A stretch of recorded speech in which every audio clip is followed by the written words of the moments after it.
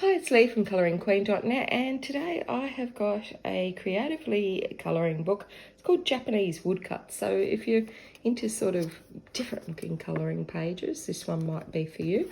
You can see it up against Joanna Basford's Secret Garden there. It has a very glossy cover that is reflecting in the light, and it's approximately A4 size.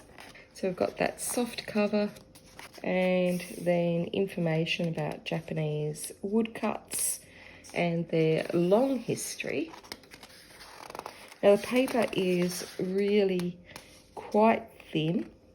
It's a trade stock paper, and personally I would only use pencils with it, but if you did want to try wet media, make sure you've got lots and lots of paper underneath, because it's really like copy paper.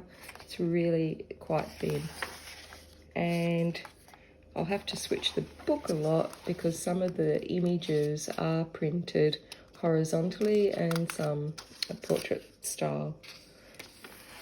So you can see these gorgeous images. They look really quite different. Some of them have more black in them and some more grayscale. Some of them are really quite difficult to see. So I'll just zoom in a bit there. Like, it's really quite hard for me to make out the imagery on this. Like, I can just see it now, but you might not be able to pick it up on camera. But some of the images really could have maybe done with a bit of photoshopping. I don't know. We've got some details here, and again, some of the images, like the fine lines around the hands and whatnot, some of them are really quite faint. So if you have a minor visual impairment, this really might not be for you, unless you're sort of clever, or you can get a magnifying lamp to try and work out where some of the bits might be. Now some of them are better. They've got stronger lines here, and they do have a nice border around them, but these ones that are quite grey or desaturated, they really, some of the smaller features are really difficult to see. To be honest, I wouldn't recommend it to anyone that's got a minor visual impairment, and even with my glasses on, I'm finding it difficult to see some of the elements, especially those grayer ones. This one's okay because it's darker, but the ones that are really desaturated of colour are a little bit difficult. This one's better because it's got quite a lot of black on there. And yeah, so we've got a nice variety.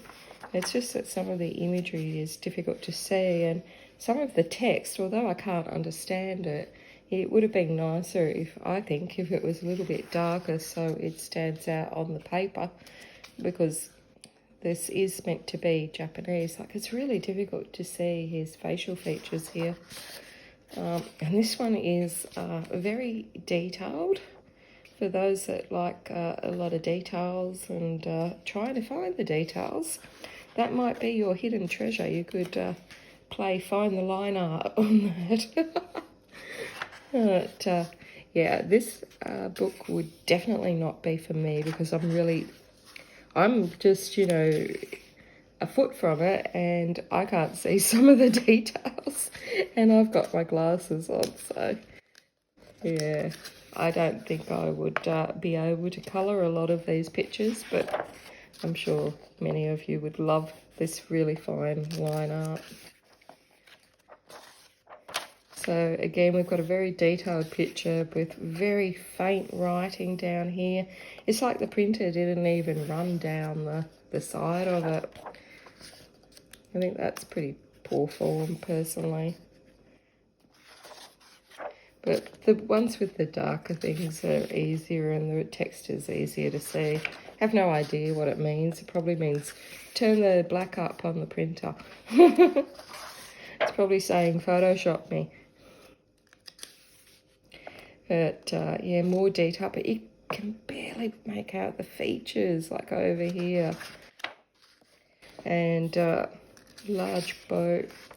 Now, I am never going to like all of the books that I show you, and the whole purpose of this channel is to show you things so that you can see what they look like and see someone's opinion or hear just one opinion on them before you decide to take your money and your colouring budget money and purchase a book. That's the whole idea. So this book is not for me because of the visual aspects, but it might be for you, and if this video helps you make that decision, then I've served my purpose. And so again, a lot of small detail here and very pale, and the figures are really quite small, so for me I would have liked to see it enlarged. And here we've got more, and again more grey and really quite difficult to see in my opinion. And so more grey, but at least we're seeing some of the text now, so some of you might be able to read that. Now this one to me is just horrendous. I really can't see any of that to, you know, I can make out some drapery and costume and clouds and whatever, but I can't even make out any facial features. I assume there's a face on them, but to me, a lot of this book would have been really benefiting from a little bit more, or some, photoshopping or assistance to make the images sharper and to increase the blackness of some of them, just so that colorists can see what they're colouring to enjoy it. And we've got some ships there. And we get to the end of the book and we get some blacker pictures. So there's plenty of pictures and they're on single pages, but the paper is thin and the artwork is either faint or very, very detailed. And some of it's, you know, great, but I'd say only half the pictures were good enough that I could colour them. I don't know about you. I'd love to hear what you think. So that's it for Japanese woodcuts. I'd love to know what you think of this book. Let me know in the comments below. Until next time, stay safe and happy colouring.